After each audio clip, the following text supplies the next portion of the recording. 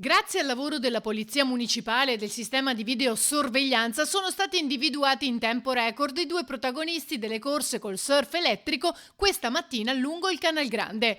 L'ha annunciato sui social il sindaco Brugnaro. A proposito dei due eroi di stamane, si legge, li abbiamo individuati. Le due tavole sono già state sequestrate e fra poco, senza ulteriori dettagli, i responsabili saranno tra le nostre braccia. Verranno denunciati come meritano. Nelle ore precedenti, però, lo stesso sindaco aveva scritto un altro post corredato dal video divenuto virale sul web dei due che surfavano, lanciando anche un appello. Ecco i due imbecilli prepotenti che si fanno beffa della città, si legge. Chiedo a tutti di aiutarci a individuarli per punirli, anche se le nostre armi sono davvero spuntate e servono urgentemente più poteri ai sindaci in tema di sicurezza pubblica.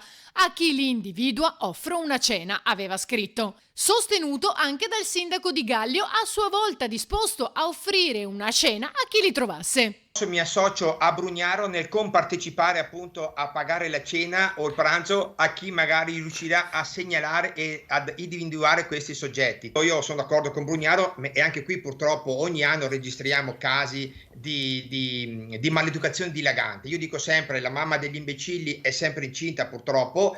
Peccato che nessuno abbia potuto godere di una cena offerta da uno dei due sindaci.